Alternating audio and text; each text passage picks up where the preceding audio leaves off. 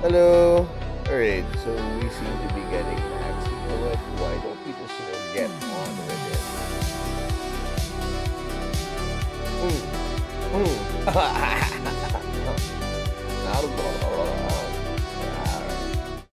Alright, class, settle down and let me tell you a story.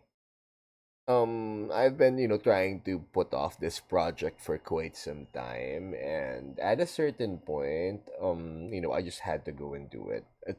I'm basically having one of those nights where, sleep is a bit difficult, and I thought, you know what?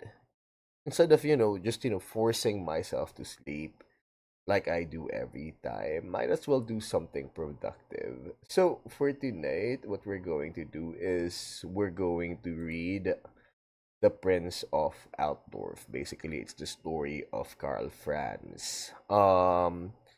This particular story is available online. Actually, it came with a Total War Warhammer 3 uh copy version of it, so you can download it anywhere. Um, to be honest, I'm so sorry because I don't know anymore where you can download it. Like, I remember when I made a Carl Franz video, I looked for it, I downloaded it, and now I can't remember the site anymore. So, Juju will help you out. So yeah, I wanted to do this particular project, for a very different thing. Since my nephew was born about more than a year ago now, I wanted to do some to record a few stories for him, as an uncle thing.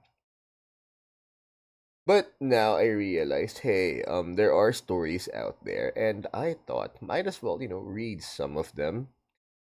So yeah, without further ado, why don't we get on with it? And again, you guys, like it if you do, and subscribe. Sigmar knows we need it. All right, and here we go. Oh yeah, and feel free to use this as an ASMR. Go to sleep vid or something. Ah, there we go. Total War Warhammer 3: The Prince of Altdorf. Prologue. The old man cast Warpstone into the burning brazier. The flames immediately took on a green tinge, and vile, noxious smoke filled the chamber. The man's milky eyes wept tears of blood, but nevertheless he inhaled deeply. "Show me," he whispered. His shoulders and neck arched as the smoke billowed into his head, entering through nostrils and mouth, bombarding him with a vision. He saw the life of a sovereign, an ascension from prince to emperor. Within minutes, an entire future had been laid bare, with great events to secret meetings and even inner thoughts revealed. The visions clouded, the brazier burnt low. The man returned to the now, and not a moment too soon, for the witch hunters were close. He grabbed his staff, made to leave, and beckoned. The raven perched in the corner of the room. It had remained silent throughout the burning of the warpstone, and only now moved, fluttering across to the man's shoulder in a flurry of feathers. Its beady eyes regarded the old man as if appraising, as if only it knew whether the vision was true. This is that vision. All right, here we go. Chapter 1, I guess. I'm gonna be clearing my throat from time to time because we're supposed to edit this. So yeah, here we go. The Prince of Altdorf, a novella by Andy Hall. 2470, in the reckoning of the imperial calendar. The monster came at dusk. On cloven hooves they approached the inn of the Black Boar, snarling and braying, quiet at first, but then getting louder as the man's stink filled their flaring nostrils. Reich's captain Kurt Helborg knew there was something wrong even before The Bray scream announced the beastmen attacked. No, the beastmen attack. Reichsguard, weapons out, he shouted as he shot upright, ascending his bow of steel skittering across the table. The other 15 men did likewise, vaulting from the trestle table where they had been eating moments before to grab their sword belts and scabbards. The familiar scrape of metal against hardened leather could be heard as the soldiers unleashed their steel. A few went for their armor, but most knew there wasn't enough time. The inn was under attack, and the imperial family were in mortal danger.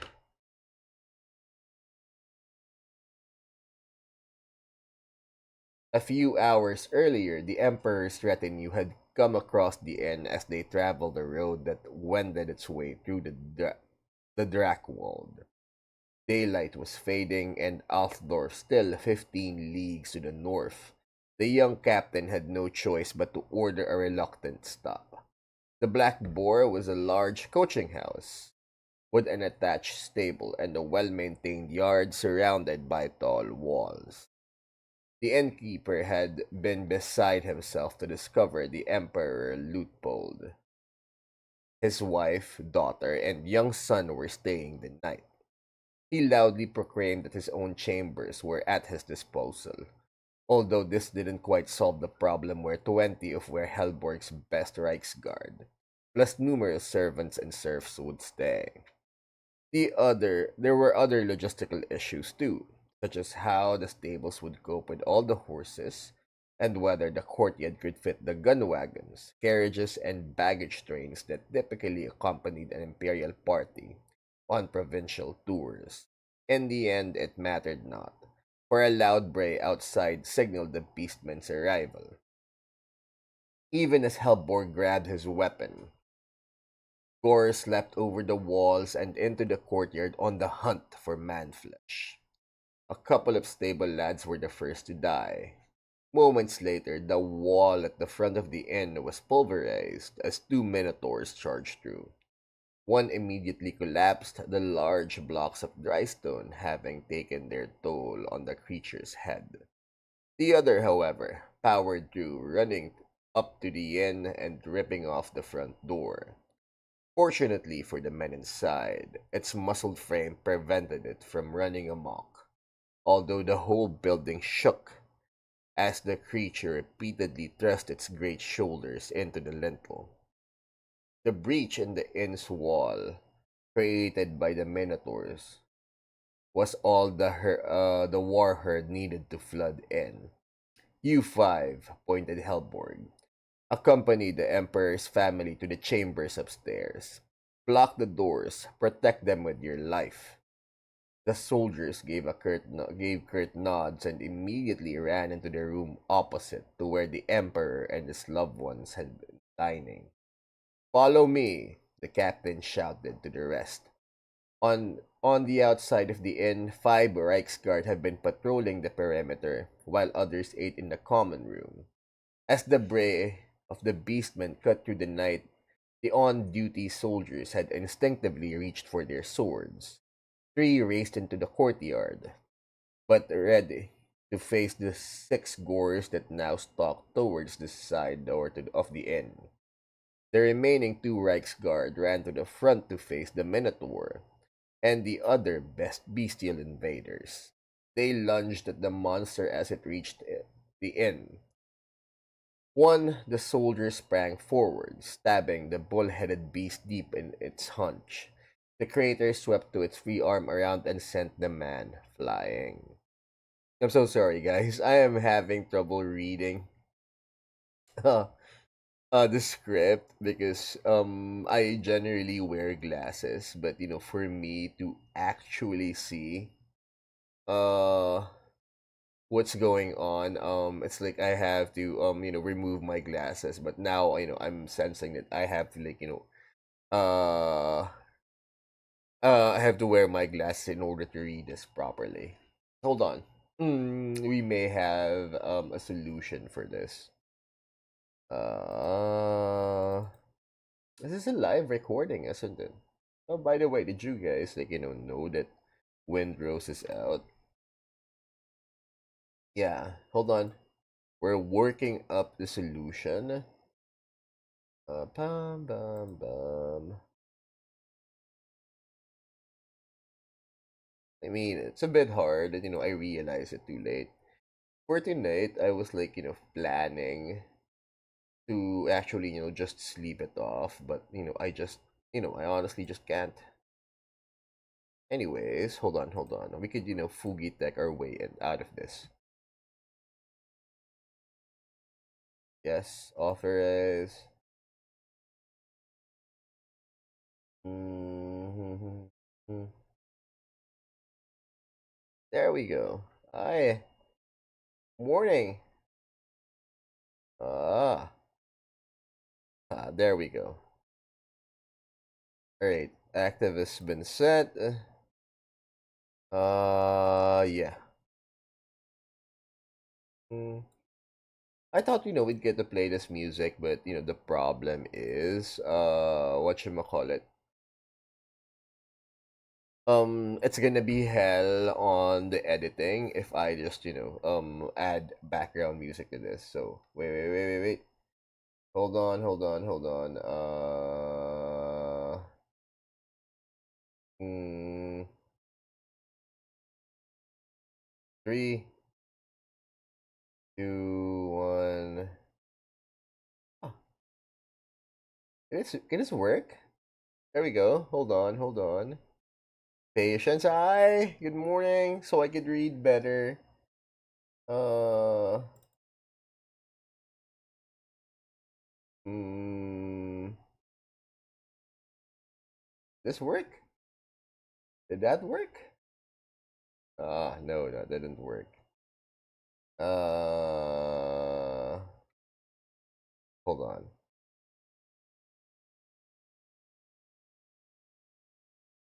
Uh, yes, there we go. That'll do. Yes, there we go. Yes, there we go. My bad. Hold on. Let me make it easier for everyone. Mm, there we go. Yeah. That should do it. I should be able to wear my glasses now, without this being a problem. I could just, look at the large screen instead of hmm, just me trying to squint my way through this whole recording. Hmm. What else are we missing? Oh yeah. Hold on. Huh. Yes.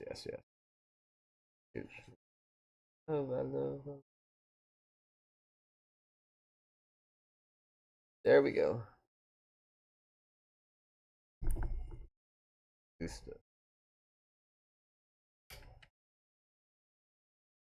Hmm.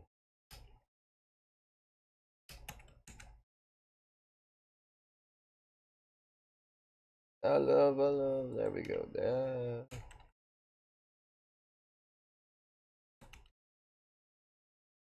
Um. Go.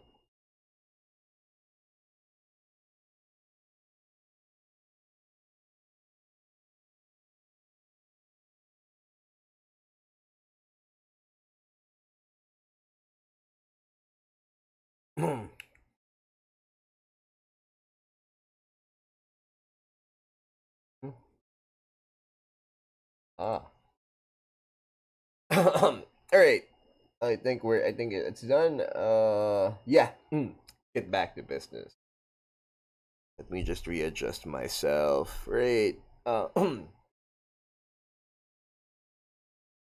Right. So going back in, second page, second paragraph. Inside the coaching house, the Reichsguard escort had collected the Emperor's family and were ushering them upstairs. The rotund innkeeper blocked the way. I want you out, he shouted in a trembling voice at the Emperor. Bringing this trouble here. A Reichsguard grabbed him by the arm and bodily flung him down the stairs. The remaining soldiers trampled on his prone form, briefly stopping to aid the Emperor's wife consort and her daughter over the inn's owner. Luitpold's wife glanced down in sorrow at the man, but then looked again at the baby son in her arms and her face hardened.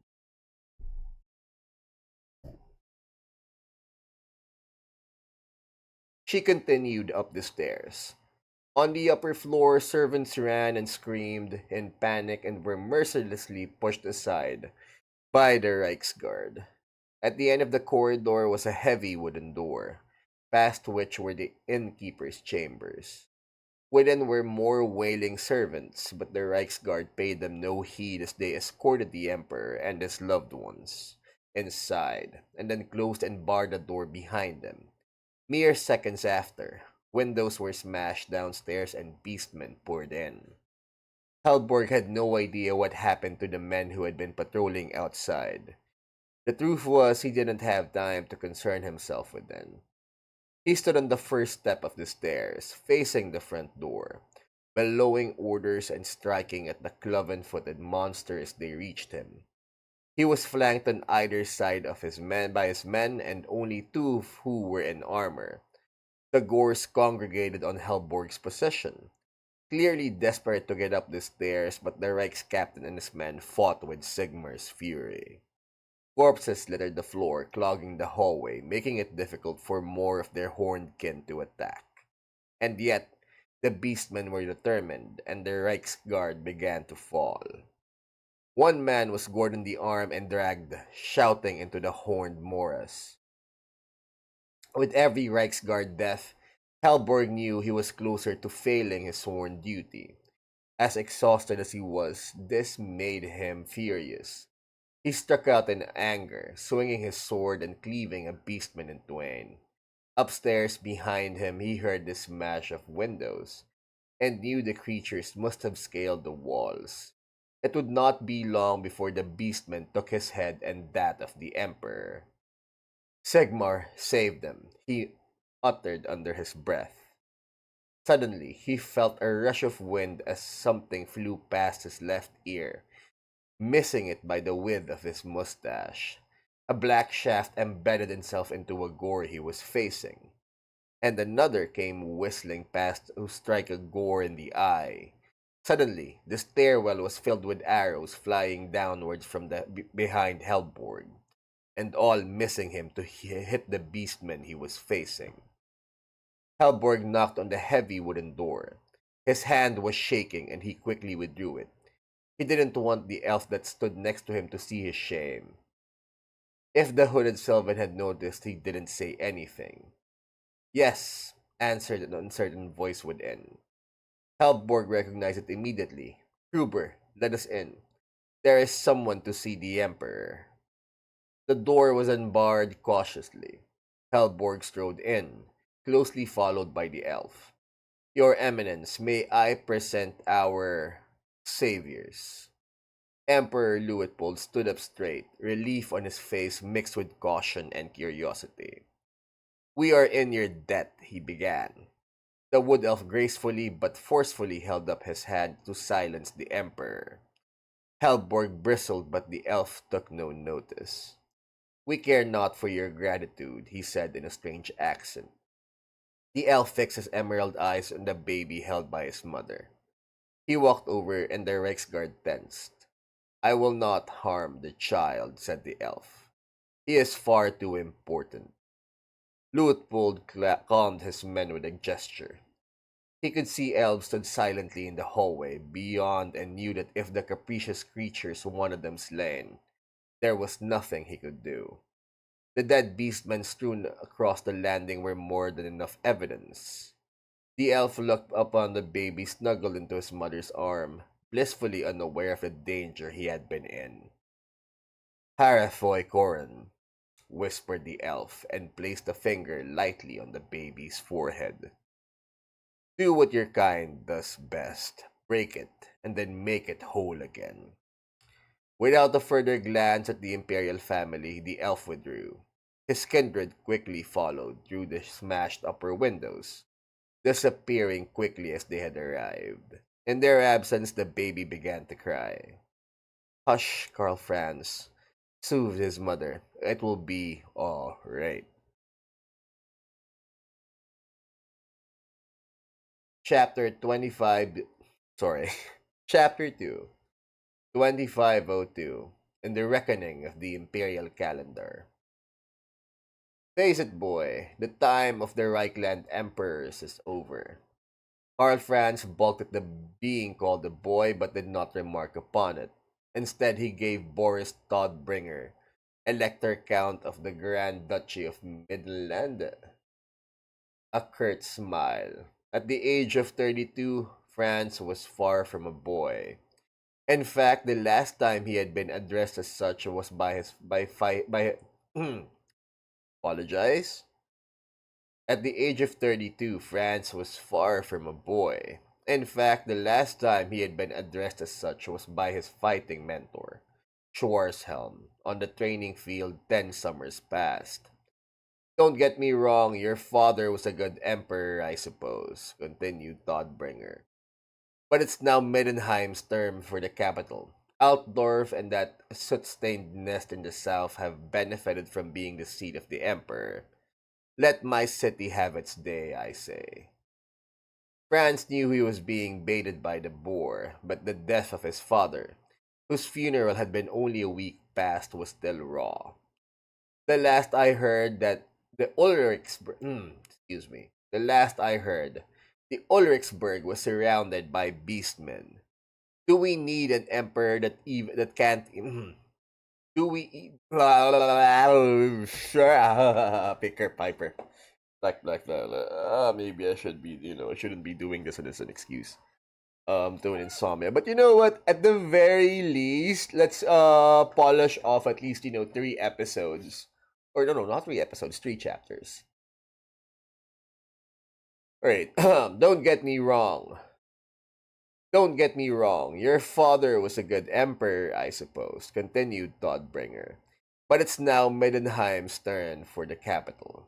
Altdorf, that soot-stained nest in the south, have benefited from the seat of the emperor. Let my city have its day, I say. Franz knew he was being baited by the boar, but the death of his father, whose funeral had been only a week past, was still raw. The last I heard, Ulrichsburg was surrounded by beastmen. Do we need an emperor that can't even keep an eye on his own back garden? Why, you impertinent comet worshipping young, my lords, interrupted Maximilian von Königswald as he approached. Graf, Prince von Holwig-Schleistein, he said, bowing to each in turn. A close run thing, Boris, with 8 votes, eh? Just too short of becoming emperor. I bet the R. Ulrich was cursing those who voted against you and the 3 that abstained. Von Königswald gave a light-hearted wink. And you, my prince, 4 votes. Impressive for someone who had ruled themselves out of the election. Franz gave the Elector Count of Ostwald a wry smile. Von Königswald had always been a close ally of Emperor Luitpold's, and he was doing his son a favor by deflecting away Todbringer's bladder to avoid causing a scene in the Voxshale. Voxshale or Voxshale? Anyways, I mean, we've been doing a lot of Blue Archive lately, and chalet, shale is chalet. Anyways, the great council room at the heart of the palace. The prince glanced around to see the remaining 14 electors chattering in their various groups, but all with their eyes on him and Todbringer. Close to the great Reichland stern oak doors of the chamber stood Volkmar, the grand theogenist, in deep discussion with his 2 archlectors, and the Count von Leibowitz. Thank you, my lord von Königswald. But it is time for another dynasty to wield the hammer. I cannot stop some from voting for me, as is their rate. But most have made it known they think me too young to govern the entire nation. And to the truth of it, I know it myself. Now, if you'll excuse me, I must go on patrol with the Reichsmarshal seems. The forest goblins have been getting bolder since my father's death. And, unlike Midlanders, we in Altdorf like to deal with our pests. Boris started to bristle once more, but Franz swiftly withdrew from the group. Von Koenigswald gave him a respectful nod as he left. It is decided. We will vote again in a fortnight, stated the Grand Theogenist to all in the chamber as Franz swept by towards the chamber doors. For a brief moment their eyes locked. The prince saw nothing but contempt in the face of Volkmar the Grim. Kurt Helborg rode next to the prince. The veteran soldier had taken the emperor's death hard. Karl Franz noticed more lines around his eyes than before, and his famous mustache was no longer immaculate. It was extremely well groomed, of course, still probably the best kept stash in all of Reichland. But Franz knew Helborg's standards. He'd known the man all his life, and these whiskers were positively scruffy compared to normal. The prince didn't comment, even though under normal circumstances, he would have been ribbing the Reichsmarschall all throughout their patrol. Helborg glanced around to check the 40-strong Reichsguard Knight Regiment and the halberdier block in Altdorf colors were following in tightly drilled formation. Every man here is loyal to the Holzwig-Schleistein dynasty, my prince. We'd follow you to the realm of chaos, assured the Reichsmarschall. Karl Franz grants, excuse me, Karl Franz graced the old man with a smile. But they don't get to vote. Only 15 electors do. He gestured to the knights behind them. Their job is to protect the next emperor, no matter who is elected. Halvor gave a dismissive shake of his head. Todbringer won't want Reichsguard. The clue is in his name. He'll be making those midden wolf barbarians his official bodyguard, and will be exiled to Reichs. Excuse me. Let me just take a drink of water or something, you guys.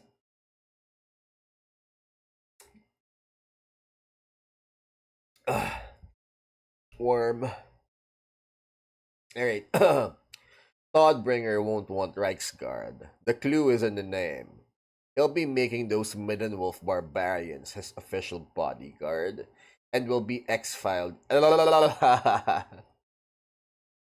Todbringer won't want Reichsguard. One more time. Take two. Todbringer won't want Reichsguard. The clue is in the name. He'll be making those midden wolf barbarians his official bodyguard, and will be exiled to Rexforts in the Kislev border. The Graf is no more certain to take the crown than any of the elector counts. The Grand Theogenus has never voted for a non-Sigmarate candidate, and with his archlectors, that is a voting block of three. That's why there has never been a Middenland emperor. It's no wonder the worshippers of Ulfric has complained about the system for centuries. My lord, hush, whispered Helborn. The Reichsmarschall was studying the trees on either side. I smell greenskin. This close to Altdorf, we have pulled back long-range patrols since your father's internment in Morse Garden. Draw your blade, my prince, urged Helborn. Karl Franz unsheathed the Reichland runefang in one smooth motion. The prince of Altdorf fought better with a warhammer than with a sword, but a runefang wasn't just any blade. His was known as Dragon's Tooth. Its surface glowed with ancient dwarven power. More swords swept from their scabbards behind the prince as Reichsguard drew their weapons while the sergeant of the halberdiers barked formation orders. Yet no enemy came forth. Karl Franz looked around, seeing nothing but forest. Maybe his father's death had done more to the Reichsmarschall than even he. Blah, blah, blah. Hold on. Maybe his father's death had done more to the Reichsmarschall than even he thought. The spiders attacked from above, falling upon the Reichsguard from the forest canopy. Two knights were immediately consumed as creatures the size of wolves dropped on them. Demented, howling, feather-wearing goblins immediately followed, grappling down the web lines left in the spider's wake. They came yammering out of the undergrowth to attack the halberdiers. The initial onslaught was easily fended off. The infantry as ah, excuse me, sorry, right. The initial onslaught was easily fended off as the infantry block was in in a defensive posture. Right. The initial onslaught was easily fended off as the infantry block was in a defensive. One more. I didn't feel satisfied.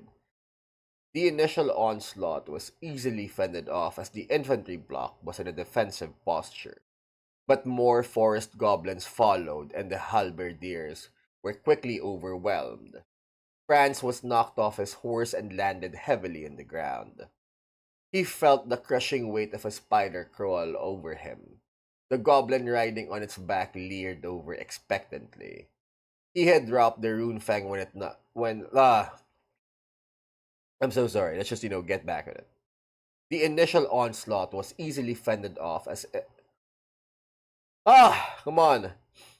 The initial onslaught was easily fended off as the infantry block was in a defensive posture. But more forest goblins followed, and the you guys hear that? I don't know what the pickup is. I mean, it's literally 3:30 in the morning. On my end. All right. And three. Okay, okay. Sorry, it was like a weird sound outside. There was like a weird sound outside, and I'm not sure what it is or what it was. I'm sort of making sure that the microphone doesn't pick it up. All right. Anyways, all right. Here we go. The initial onslaught was easily fended off as the infantry block was in a defensive posture. But more forest goblins followed, and the halberdiers were quickly overwhelmed. Franz was knocked off his horse and landed heavily on the ground. He felt the crushing weight of a spider crawl over him. The goblin riding on its back leered over expectantly. He had dropped the rune fang when knocked off his horse, and his pinned right arm desperately scrabbled for the hilt as the spider's hinged mandibles came within inches of the prince's face. But he found the hilt and immediately felt the power of its rune force through his hand. But he found the hilt and immediately but he found the hilt and immediately felt the power of its runes course through his hand. Don't feel satisfied. But he found the hilt and immediately but he found the hilt and immediately felt the power of its runes course. Why? Why? Why? All right. Hold on. We'll be fine. We'll be fine. Just do one more chapter after this one. Oh, this is gonna be hell to edit. Anyways, okay. Uh, I want like a new thingy for my thing. All right. But all right. 3, 2, 1, and action. He found the hilt and immediately felt the power of its runes course through his hand. Franz swept his arm up in an arc as the creature lunged. The rune fang cut through the spider's head in one smooth motion, dumping gore all over the prince. The goblin rider's head was lopped off in the same swing. Franz knocked the corpse off him and stood up. He was immediately joined by Helborg. All around, the Reichsguard fought forest goblins. Franz knocked the corpse off him and stood up. Sorry. Franz knocked the corpses off him and stood up. He was immediately joined by Helborg. All around, the Rex. Come on! Franz knocked the corpses off him and stood up. He was immediately joined by Helborg. All around, the Reichsguard fought forest goblins and their arachnid allies. A few soldiers were slain. Some had dismounted to fight while most remained on their horses. The halberdiers fought on, but over half their number were dead. I keep finding myself ambushed when I'm with you, said Helborg sardonically. It does my reputation no good. But before Franz could retort, the ground shook and the hiss echoed throughout the air. The trees parted as a monstrous spider came scuttling towards them. And the Ragnarok warned Helborg. The creature was huge, a bestial multi-eyed monster. The Arachnarok must have been 12 feet long and 10 feet high, with an engorged abdomen come on. The Arachnarok must have been 12 feet long and 10 feet high, with an engorged abdomen. Come on! Come on. Uh, mm. The Arachnarok must have been 12 feet long and 10 feet high, with an engorged abdomen on which was mounted. The creature was huge, a beast. The Arachnarok must have been 12 feet long and 10 feet high, with an engorged abdomen on which was mounted a ramshackle. The Arachnarok. Alright, one more. Okay. The Arachnarok must have been 12 feet long and 10 feet high, with an engorged abdomen on which was on. The creature. It's not me, it's the script. Alright, I can't work with this. I mean, I became a producer. Like, hold on, I just need a break. Maybe just breathe in and breathe out. Uh,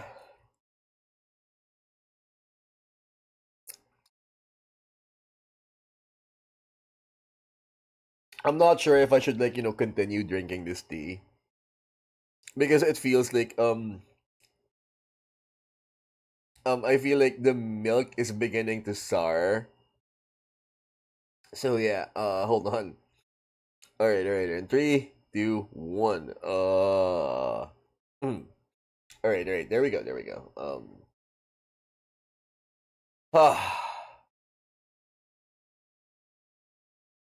I mean, I became a producer like years ago. A lifetime ago, and I sort of like thought of it like I'd prefer working behind the camera because it was like less pressure. So don't really know what's going on, or I really can't call it, can't tell now which is worse, working behind or in front of the camera. Anyways, all right, we can do this. Come on, midnight. Ah, and the Ragnarok warned Helborg. The creature was huge, a bestial multi-eyed.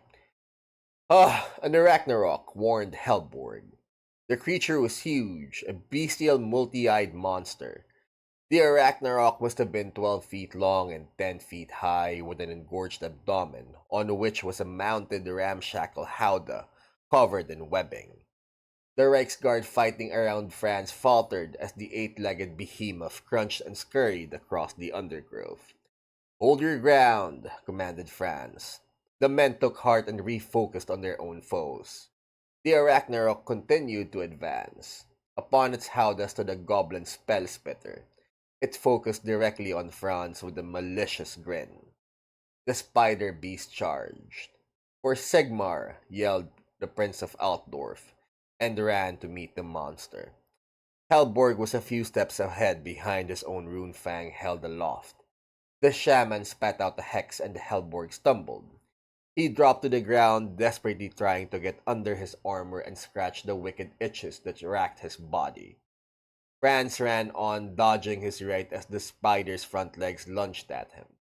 The rune fang slashed out, cutting through the beast's outstretched leg at its upper joint. The creature's sudden loss of appendage coupled with its momentous blah, blah, 3, 2, 1. Hold on. I mean, it's not like I could just like press pause or something. This is why they don't like do what you call it live recording. Honestly, a bit too difficult. At least for my taste. I mean, it's like that Benedict Cumberbatch penguin thing.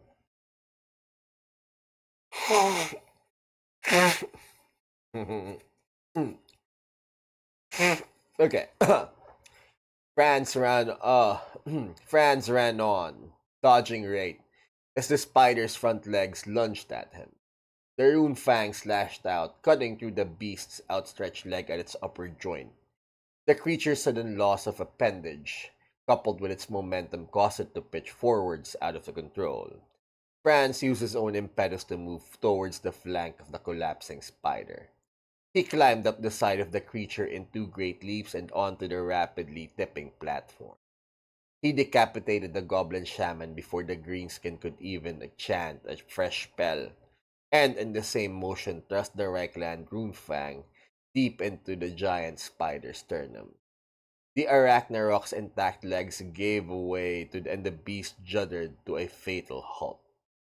Helborg stood back up, recovered the rune fang from the forest floor, and set about creating a perimeter. By Helborg's count, 11 knights were dead, but after the initial surprise, the highly trained warriors were quickly getting the upper hand. The halberdiers had fared badly, but refused to panic and flee. The forest goblins, on seeing the incarnation of their many-eyed god felled by the Reichland prince, began to dissipate. Soon, the only greenskins in the area were dead ones. The Reichsland gathered around their prince. Sorry, again. Take two. The Reichsguard gathered around their prince, in part to laud him as the Spider Slayer, in part to protect him from further attack. The branches of the web-shrouded trees blew in the breeze, and that felt unnatural. And Kurt was keen to be on their way. You, he pointed at a close-helmed warrior. Protect our prince. The knight moved towards Franz. The Reich Marshal busied him. You, he pointed. You, he pointed at the close-helmed warrior. Protect our prince. The knight. You, he pointed at the close-helmed. You, he pointed at the close-helmed warrior. Protect our prince. The knight moved towards Franz. The Reichsmarshal busied himself with ordering the remaining knights and state troops to prepare horses and collect the bodies. He didn't see the closed-helm knight draw a dagger. The breeze blew strong once more. Franz was crouched, silently recovering from his recent fight. But he looked up in time to see the knight come at him with dagger in hand. He threw himself back and avoided a strike to the face, but with his back to the ground, there was nowhere to go when the next thrust came. Leaves flew around the prince as the air stirred in an unnatural current. An ethereal blade manifested to parry the thrusting dagger. None shall pass, spoke a spirit clad in fine armor and bathed in a green glow. His sword swept past the traitor knight's guard arm. His swords His sword swept past the traitor knight's guard arm and plunged into his neck. The assassin spasmed for a second, then fell in a heap as the spirit sword was deftly withdrawn. The ghostly knight turned to the prone prince and offered a hand to pick him up. Karl Franz took the proffered arm and was surprised to find it substantial enough to lift him back to his feet. Well met, sir. I'm sorry, I do not know your name, said Franz. I have had many names over the centuries, said the knight. Helborg strode to Franz with a retinue of Reichsguard. What is this? He looked aghast at the spectral knight leveling his sword at the stranger. Sheathe your runefang, Reichsmarshal. If this spirit wanted me dead, he would have done it by now. Or would he have let the traitor finish the job? Karl Franz gave the assassin's corpse a kick as he said it. Are you trying to get me killed, Kurt? He said with a right turn. Ah! Ah! Are you trying to get me killed, Kurt? He said with a wry tone. Apologies, my prince. With the ambushes and assassins, I admit it has not been our finest hour. He knelt down and removed the helm to see the traitor's face. That is not one of my men. It was a clumsy attempt, said the ethereal voice of the knight. Karl Franz detected an accent underneath the unearthly tone. I am far from home and must return to the bosom of Britonia soon. But I have been sent by the lady, and I am oath sworn to obey my God as my God, to obey my goddess's commands. Ah! But I have been sent by the lady, and I am oath sworn to obey my goddess's commands. I seek you out, Prince of Outdoor, for it is important you meet with my lady's new king. And you must do it soon before your country chooses it. And you must do it soon before your country chooses its next sovereign. Dark are the times that come, and shadowy are the puppet masters that pull out. And you must do it soon before your country chooses its next sovereign. Dark are the times that come, and shadowy are the puppet masters that pull our strings. We must be prepared. With that, an ethereal steed wearing a green caparison. Caparison? Yeah, I think it's a caparison. We must be prepared. With that, an ethereal steed wearing a green caparison leapt. We must be prepared. With that, an ethereal steed wearing a green caparison leapt from the trees, giving a ghostly neigh. Helborg's soldiers scattled as the We must be. Come on. Okay, last one. Wait, how many chapters? Uh, uh, all right. We must be prepared. With that, an ethereal steed wearing a green caparison leapt from the trees, giving a ghostly. Helborg's soldiers scattered as the horse graves. Helborg's Helborg's soldiers scattered. Helborg's soldiers scattered as the horse gracefully landed and cantered by the night. Our nations have not always been friend spirits, said France. It was the only one that was unperturbed by the Green Knight's presence. That is the fault of kings and emperors from the past, and then said the knight as he mounted his horse. Do not make the same mistake as them, or the three-eyed king will be only one to claim victory in the decades to come. Who? But the question was left unanswered, as the spectral horse reared up and charged into the undergrowth. The breeze was becalmed, and the prince had his army left alone. Chapter 3. The walls of Artdol. The wolf. Hold on. Let me just clear something up. Yep, the milk is turning. The milk in this tea is like starting to turn sour. Uh, mm, uh, mm, uh, um, um, uh, yes, on three. Okay, one, two. The walls of Altdorf were a welcome sight. Karl Franz rode with Helborg once more. He'd spent much of the journey back in silence, but on seeing his city, he was heartened enough to talk. You will meet with the Bretonnian king, asked the Reich Marshal. If I can, because it is your duty. Yes, I believe it is. Yet you believe yourself too young for the throne. There are older, more experienced nobles than I.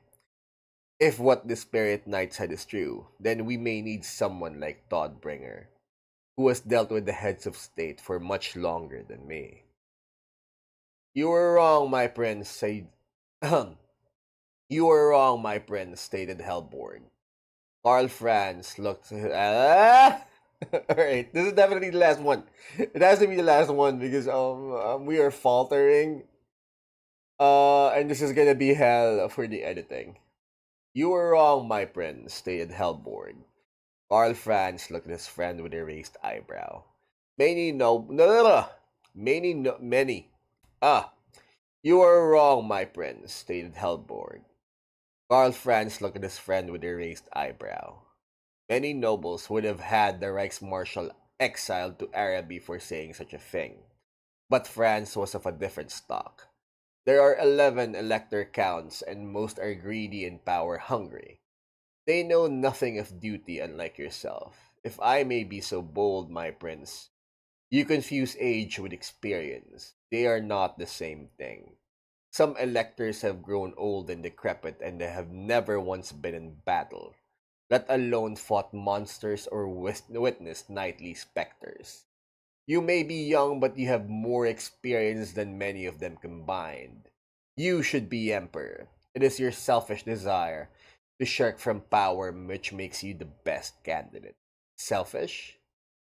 Those that seek power think it will make their span easier. But from what you saw in your father, it is a terrible burden. No wonder you do not want it, but it is a selfish route. Yes, you may have time for your family and the riches of Holzwig Schleistein estate, but what would be the crap? All right. Those that seek power Those that seek power think it will make their span easier. But from what you saw in your father, it is a terrible burden. No wonder you do not want it. But that is the selfish route. Yes, you may have time for your family and riches of the Holzwig-Schleistein estate. But that would be a great waste of your skills considering what lies on the horizon. The spider. Okay. The spider riders returned to the site of the ambush. The men had gone and taken their dead with them, but the corpses of spiders and goblins were still strewn about. The lead goblin dismounted, his spider giving an evil hiss as he did. Another goblin came stumbling forwards, his head cowed. Boss Ras uh Boss Rachnik. Boss, it was here. I can see that, spat the war boss. His eyes quickly settled on the Arachnok. He strode. Ah! I can see that, spat the war boss. His eyes quick. I can see that, spat the war boss. His eyes quickly settled on the Arachnok. Ah! I can see that, spat the war boss. His eyes quickly settled on the Arachnarok. He strode over and laid his clawed hand on the beast's head. Which Yumi Zogger did this, he said. The one we were sent to get, the prince with the glowy staba. The goblin warboss gave a nasty low howl of rage that even unsettled the wolf spiders. He turned to the underling, gesturing at the dead. Gather this lot and cook him up. Then we call all the gobbles in the blood pine. If it is war with the humans we want, then that's what we'll give him. We gonna scuttle up to their city and burn it all, or my name ain't Arachnic Spiderclaw. The gobbles hooted and hollered at that and began to build a pyre under Arachnarok's corpse. Let's see what's next. Arachnarok's corpse.